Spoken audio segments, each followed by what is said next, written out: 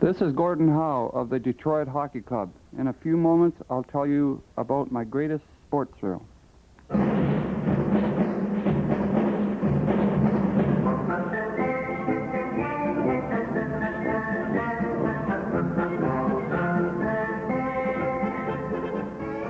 This is Harry Wismer. What you're about to hear is a transcribed story of one of hockey's outstanding players and an event our special guest, Gordie Howe, considers his greatest sports thrill. And Gordie himself is here to tell us all about it. But first, here's Bill Reddick with a message of interest from your United States Air Force. A good basketball captain knows when to press the other team, slow down the offense, or call timeout. In short, he has sound judgment. Well, former servicemen with sound judgment are investigating today's opportunities in the United States Air Force. Why? Because in the new age of space, the Air Force needs skilled former servicemen. If you have the necessary background, you'll receive top training in promising career fields such as electronics, jet mechanics, radar, and missile systems. You'll get good starting rank, a guaranteed annual income, and steady advancement. What's more, you'll get 30-day paid annual vacations, tax-free allowances for food, quarters, and clothing, plus other fine benefits. See your local Air Force recruiter today about a secure position and a bright future in the age of space. You'll agree that today and tomorrow, you're better off in the space age Air Force. And that's more than just a slogan. It's good advice. Now back to Harry Wismer. Although the Detroit Red Wings are no longer the kingpins of the National Hockey League, their star, Gordie Howe, continues as one of the outstanding players in the history of the game. This remarkable right winger was only 23 years old when he became the youngest winner of the Art Ross Trophy as the league scoring champion in 1950 and 51. Howe led the league scores for 4 consecutive seasons, a feat never equaled before or since. His tremendous play was a vital factor in the string of Detroit's hockey titles that eventually reached 7 before the Red Wings tumbled to second place in the season of 1955 and 56. Howe was also voted the Hart Trophy twice in succession as the circuit's most valuable player. Other noteworthy accomplishments in the career of this sensational hockey star include topping the 80-point total 4 years in a row and the 40-goal mark 3 straight times. And it should come as no surprise to hockey followers that Gordie Howe has filled the right wing position on the official NHL All-Star team 8 straight seasons in his first 11 years in the league. Today, at an age when some players are finished, Gordie Howe is still in his prime.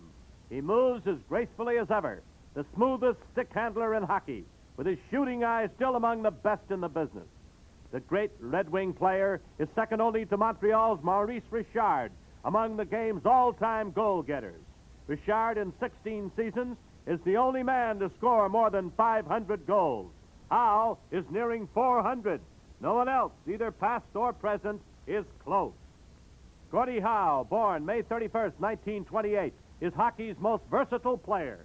Not only does he shoot from both left and right, which allows him to play on either wing and shoot accurately from any angle, but he is so effective on defense that he has been used as a defenseman in games during the past few years when the Red Wings were trying to make a 1-goal lead hold up. Howe's biggest booster is the Red Wings general manager, Jack Adams. But other hockey men in the high echelon, such as Muzz Patrick, the New York Rangers general manager, are just as high on Gordie Howe. Gordie Howe is the greatest player who ever played hockey, says Patrick, and I've seen them all. Adams, who has been in hockey 42 years, 31 of them with the Red Wings, calls Howe the perfect hockey player. Except for an injury in 1954, Howe has been virtually indestructible since he came up to the Red Wings in 1946 and 47. Starting on the night of January the 19th, 1949, Howe played through a record 382 consecutive league games, not missing a game in 6 years. His streak finally was stopped on November the 3rd, 1954, by a severe shoulder injury. Gordie Howe's greatest individual effort may have come in the game of December 25th, 1956, Christmas night, at Madison Square Garden in New York, when he netted the 3-goal hat trick for the 12th time and added 3 assists as the Red Wings routed the New York Rangers 8-1. Gordie Howe scored his first Major League goal against goalie Turk Broda of the Toronto Maple Leafs in October of 1946. He had only 7 all that year. In his second season, Howe was moved up to Detroit's first line with the veteran Sid Abel and Ted Lindsay. The trio soon became the most powerful line in the game. Gordie Howe didn't hit his stride until his 4th season with the Detroit Red Wings. He won his first scoring championship in his 5th year, and in the next 4 years, he rolled up an amazing total of 172 goals, an average of 43 per 70-game season. Gordie Howe is the Charlie Gehringer of hockey, his old coach Tommy Ivan once remarked. By that I mean that he has both the ability and the knack for making the difficult plays look easy and routine. Since he entered the National Hockey League, Gordie Howe has had some spectacular fights. Most memorable, perhaps, is the one he had with his arch-rival, Maurice Richard. The two stars tangled one night in Montreal, and the officials stood by and let them go at it. Most hockey brawls involve threatening gestures, a few shoves, a tossed glove or two, and an occasional wallop. But this one was a honey. Howe came out of it with a few bruises, but Richard did not leave with the Canadiens when they departed for New York the next day. A majority of Gordie Howe's fights on the ice came early in his career. In many of them, he became involved in brawls while coming to the aid of his lively 5'8" ex-teammate Ted Lindsay. Jack Adams, Red Wings general manager, says he finally had to put handcuffs on him. He ordered him to refrain from using his fists. As he says, Gordie Howe is more valuable to us playing hockey. No one in hockey will dispute that point. Now, before you meet our special guest, Gordie Howe in person, and hear about his greatest sports thrill, here is a message of interest to all young men who want to go places faster. Recent servicemen, how much are you worth? Well, probably more than you think, because your past military experience may bring you a good position with a promising future. Where? In the United States Air Force. You see, the Air Force urgently needs trained technicians to help run the new age of space. And former servicemen like yourself can cash in military experience and skills for a promising Air Force career. If qualified, you'll receive the finest training available in such important fields as guided missiles, jet mechanics, radar, electronics. With this special knowledge, you'll advance as quickly as your ability allows. What's more, the Air Force gives you a guaranteed annual income, 30 days paid vacation every year, tax-free allowances for food, quarters, and clothing, and many other benefits.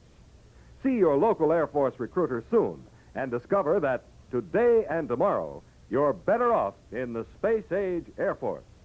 Now back to Harry Wismer. Gordie Howe, what was your greatest sports thrill? Well, Harry, I'd have to say it was a combination of many things. Actually, the first one I would have to put ahead of the other two would be the 5th year in the league. I won the scoring race. I also placed on the first All-Star Club and won the Most Valuable Player Award. That was a great thrill to me. The second, I would say, was our second Stanley Cup.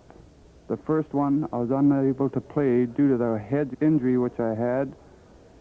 But the second one, I was in the lineup all the way, and that was a great thrill. And the third, I might add, was the first game I ever played. And I scored a goal in the second period against Turk Broda of the Toronto Maple Leafs. And undoubtedly, that was the greatest thrill because of all my years out in Western Canada, all I heard was Turk Broda this, Turk Broda that, because they broadcast the Toronto games out to Western Canada. So scoring against Turk Broda, I would definitely say, was one of my greater thrills. As a top hockey player yourself, Gordie, who would you rate as the 3 best players you've ever seen or played against? Harry, that'd be a pretty tough question, but I'd have to go along with Mel Schmidt and also Rocket Richard. And I've always said that we never mention our own players in this lineup, but now that Ted Lindsay is over with the Chicago Blackhawks, I'd have to pick Ted, too. Gordie, how much weight and equipment does a hockey player carry on him, including skates? Well, I'd say among the forwards, it just depends on your size, but an average forward weighing about 170 would wear roughly anywhere from 23 to 25 pounds of equipment. On the other hand, your goaltenders, who are heavily padded, will go anywhere around 30 to 35 pounds. Our defensemen, also, who are the bigger members of the club, they wear a little heavier padding around the shoulders, which permits them to do all a heavy body check, and therefore, being bigger and a little heavier equipped, I'd say they go close to 30 pounds. I've heard it said that a hockey puck at times travels close to 100 miles per hour. How do you get this tremendous speed in your shots? I definitely say it travels over 100, I would say, because of the simple fact that while playing in Omaha, a young fellow by the name of George Homanuk was put through a test, and he was out shooting the puck for over a half hour, and he finally got the puck into the given measurement, and that puck at the time, after a half hour shooting, and he was tired and he had to control it, he got it up in around 90 miles per hour. So I'd say an individual such as Gene Beliveau of Montreal Canadiens, when going with the puck towards the net, can get that shot away with accurate timing and get it close to the heel of the stick, such as you would in golf. He'd put that thing well up over 100. I do believe that. Gordie, would you tell us about the incident in a playoff game several years ago that resulted in a serious injury to you and almost ended your hockey career? Well, Harry, I'd have to say I'm a little in the dark on this subject for the simple reason that it was a playoff game. It was against the Toronto Maple Leafs, and it was the first game of the series. And I was come down checking Teeter Kennedy at the time, and he was going, I'd say, down the left board. Being a right winger, I had to check him. That's my position. So as I was catching up to him and coming along the board, all I remember is he making a pass into center ice, and being a right hand, that stick come around, and that's about the last I remember. I saw the stick coming up close to the head, and trying to get out of the way, I guess I didn't because I went down, and the last thing I remembered was that, but the first thing I do remember when I come through where they're shaving the head, and I haven't got that much hair on my head, believe me, Harry, and it worried me quite a bit. Gordie, did hockey players at one time have a clause in their contracts that paid them so much money for stitches when they needed patching up? That's right, Harry, but actually only lasted 2 years for good reason, too. The first year they were paying 10 cents a stitch, and the company at the time were losing a lot of money. And the second year they thought they'd change the program a little and give 5 or 10 cents a cut, which required a stitch. And they're losing, so they give it up after 2 years. Gordie, what's the funniest thing that ever happened to you on the ice? Funniest thing, Harry, actually, I was embarrassed more than hurt. And that was, I'd lost a couple of front teeth in the first year.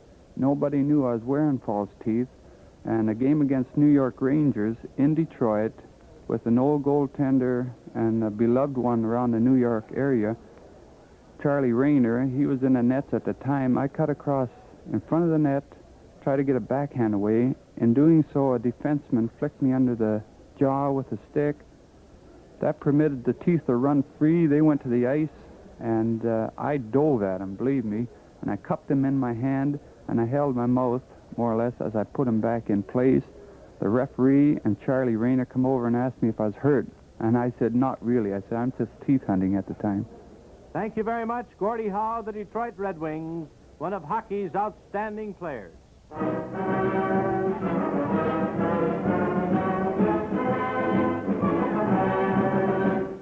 Greatest Sports Thrills with top personalities in the world of sports is narrated by Harry Wismer, directed by Gene Kirby, written by Arthur Suskin Jr., and presented by the United States Air Force in cooperation with this station. This is Bill Reddick speaking. The preceding was transcribed.